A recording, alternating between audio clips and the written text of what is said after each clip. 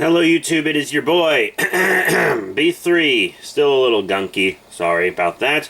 Back with another kicking action figure review. I said the next review would be another Power Rangers Lightning Collection figure, and today it is the Mighty Morphin Red Ranger from Hasbro.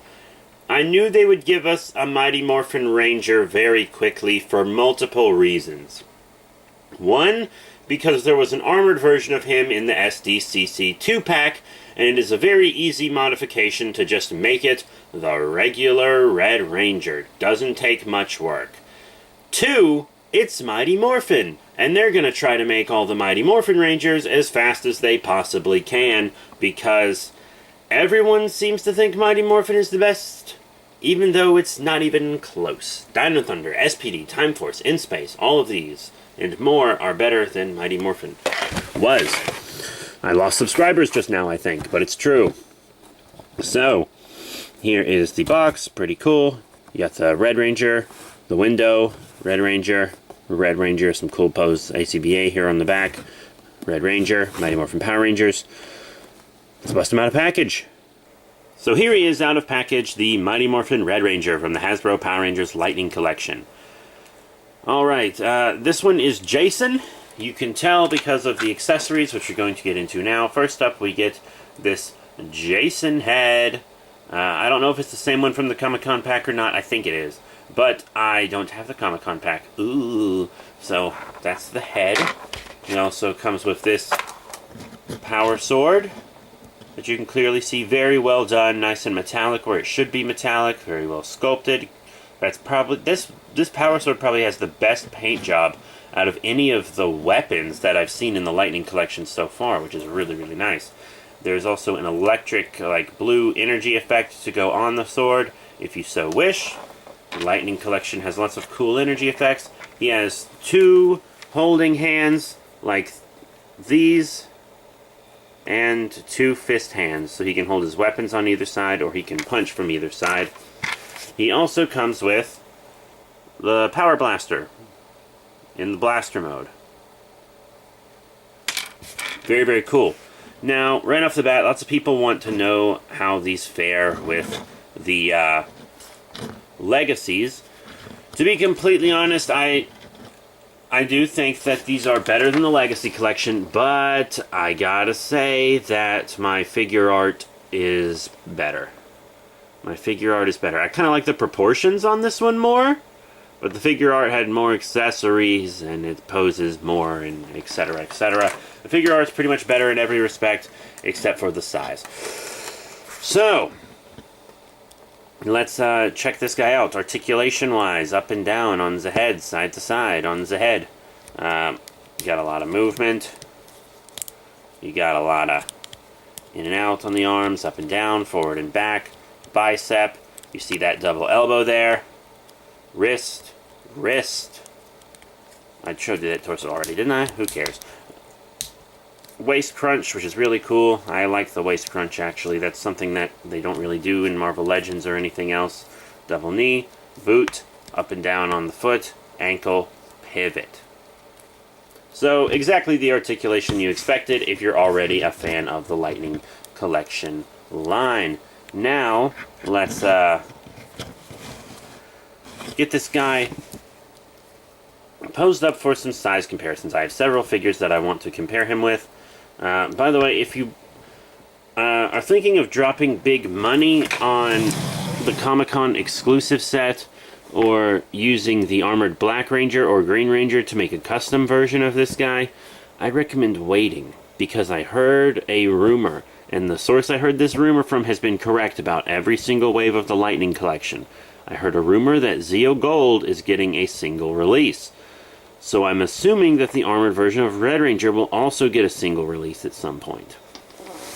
Now, even if they don't get them soon, they'll probably get them down the line when they run out of ideas or want to save money. So, I'm just going to wait on the Comic-Con pack and not drop a whole bunch of money on it. For a while, you could get it for $50 on Hasbro Pulse, but that time has passed. When that happened, it happened to the same time they dropped the Green Ranger Putty 2-pack, and I had to pick, and I picked the Putty just because I really wanted the Putty. But we're going to compare him with other Lightning Collection figures first. How about one of the big bads that made his life hell, Lord Zed. Pretty cool. And one of the future red Tyranno Dinosaur Rangers, the Dino Charge Red Ranger. Hey Super Sentai, Toei, would you like to give us a Red Ranger that's something other than a Tyrannosaurus at some point? I haven't watched the most recent Dinosaur Sentai, but I've seen his Zord, and I'm assuming that's still a T-Rex. Anyways, that's how he scales with the Lightning Collection. I think he looks very, very good with them. Very good. Thank you, Zed. Thank you. I don't remember that guy's name in English. I remember it's King in Japan. Now I'm going to show him off with another version of himself. This is the Lightning Collection GameStop exclusive armored version of him. Probably, this might be the best, one of the best figures the Lightning Collection, or sorry, Legacy Collection gave us. 2 L's, you know? As you can see, he's a little too big, and his proportions aren't right, and etc., etc. And speaking of too big, here he is with a Sentai Hero Series figure, the Sentai Hero Series Zuyo Whale, Zuyo Orange, whatever you want to call him. So yeah, this American line on the left and the Japanese line on the right are just simply too big. They go well with each other, though. So that's a nice little tip. And speaking of just the tip, here we have the Beast Morphers line. At the time of recording this, the first episode of Season 2 has premiered for Beast Morphers. We have Evox, the villain, and Blue Ranger. I think he looks better with the Ranger than he does this villain, but Evox might just be a little short for all I know. He kind of looks fine with the Ranger height-wise, but bulk-wise he's obviously much bulkier. Obviously he'll look better with the Lightning Collection Blue Ranger than he does this one, but I display all my Hasbro Power Ranger stuff together, so this is just how it looks if you plan on doing the same. And I don't think it's bad. To be honest, I don't think it's bad at all. So, one of my final thoughts on the Power Rangers Lightning Collection Mighty Morphin Red Ranger. Well, he's pretty cool, you know? To be honest, I have enough Mighty Morphin figures. I could have waited for them to make a Mighty Morphin Red, but at this point I'll buy any Ranger the Lightning Collection puts out, pretty much. I'm really, really enjoying the line. I think it's fantastic. Hasbro is putting a lot of love into these, trying to make them as screen accurate as possible. They really do care. Well, at the very least, they care about their profit margin with the adult collectors. So that's it. Thank you all very much for your support. Remember to rate, comment, and subscribe. Check out all the cool links in the description below, Facebook, Twitter, etc.